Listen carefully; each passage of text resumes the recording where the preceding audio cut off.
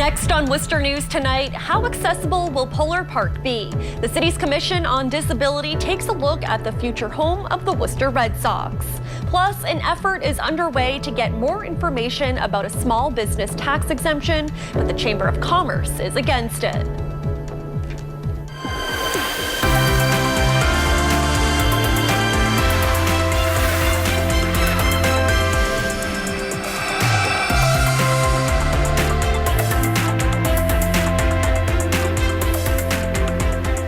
Good evening and thanks for joining us. I'm Olivia Lemon. The Worcester Red Sox say progress on Polar Park is moving along smoothly. It's designed to fit around 10,000 people, and a city commission wants to make sure it will be comfortable for every fan who wants to see a ball game. Our Cam Jandro joins us now from the future site of Polar Park with more. Cam. Olivia, the Worcester Red Sox have put a lot of emphasis on making sure Polar Park is a one-of-a-kind, state-of-the-art ballpark. The design for the ballpark hasn't even been completed yet, which is why the Commission on Disability met with the team this evening, hoping to make sure no one is left behind and everyone can enjoy a game here at Polar Park. Making sure Worcester's new ballpark welcomes everyone is a top priority of the Commission on Disability. They're hoping to be ahead of the curve once the gates open for the first time in 2021. We usually hear about it after the fact when lawsuits are brought forward because the parks didn't meet one or more criteria from an access standpoint. The Commission's Vice Chairman, Joseph Procillo, says the Commission has a number of ideas. They include detailed audio broadcasts for the blind so they can experience the game, in-depth assistance for the deaf, ensuring they receive any messages sent over the public address system, and seating accommodations for those who may not have the ability to stand. People stand up when the action gets excitement, so we want to make sure that we have direct line of sight to the action, even though everybody might be standing. But the concern goes beyond physical disabilities. The Worcester Red Sox are currently looking to develop a sensory-friendly zone. Those who may have cognitive disabilities and maybe get overwhelmed from, the loud noises at the ballpark and the crowd. And so that's something that we've incorporated in our design. The team says progress on the new AAA stadium is moving along well and still on schedule. And they still intend on meeting with fans across the area to hear what they want inside the future home of the Worcester Red Sox. This is a ballpark for the community, and therefore we need to cover every community group. And so we wanted to hear from... Again, a design for Polar Park is yet to be finalized, but the team says they're hoping to have one released sometime right around Christmas. We're in Worcester tonight. I'm Cam Jandro, Worcester News Tonight. Tonight's City Council meeting starting with a prayer and moment of silence for fallen Worcester Fire Lieutenant Jason Menard. The mayor thanked the Worcester community and surrounding towns for their support. Today was the department's first day back on the job after laying their fallen brother to rest. Lieutenant Menard died last week battling a 4-alarm fire on Stockholm Street. The College of the Holy Cross is raising money for Lieutenant Menard's family at sporting events this week. The athletics department is offering a special $10 ticket for the Crusaders' 6 home games this week. The school says $5 of each ticket will be donated directly to the Menard Children's Fund. Tickets can be purchased at goholycross.com/tickets and will also be available at the Holy Cross ticket office on game days. Last December, the Worcester Bravehearts started a fund to benefit the daughter of fallen Worcester firefighter Christopher Roy. Not even a year later, and the team is again offering their support.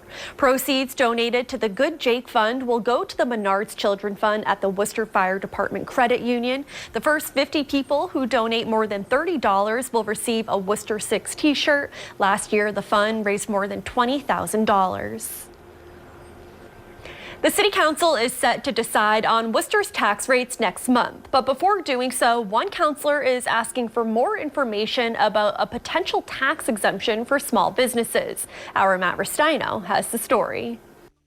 Worcester leaders are exploring giving small businesses a tax break.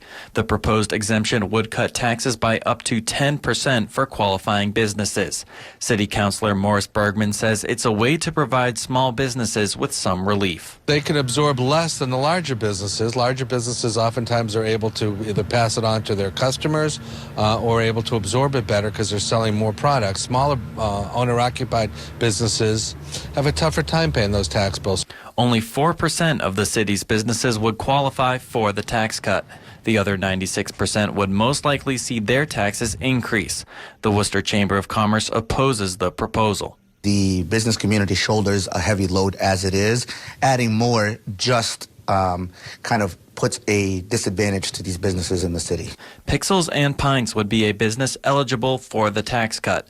However, owner Jason Easty says he doesn't support raising taxes for anyone. I mean, it would definitely help getting a tax break. That's always nice, but I don't want it to come at the expense of other businesses having to pay more regardless of their size.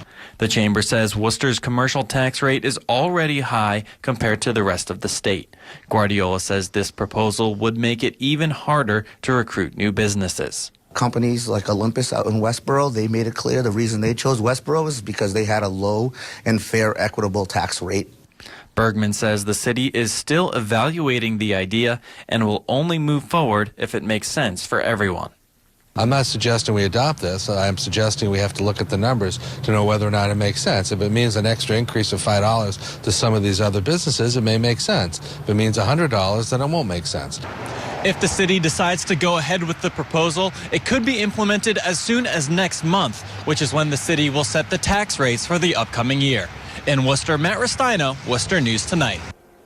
A Worcester City Councilor is waiting for a report from the city to see how much congestion could be reduced if Worcester opened up Brook Street.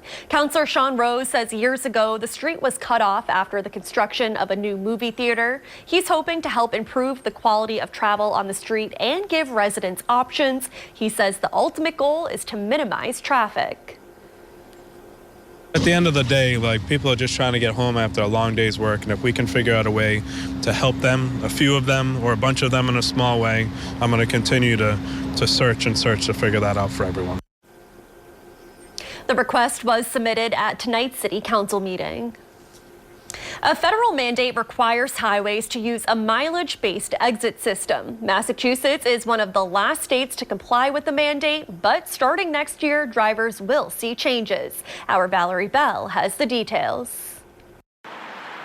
A federal mandate is leading the state to change its highway signs, renumbering exits based on mile markers. The change will start in Western Mass and move eastward.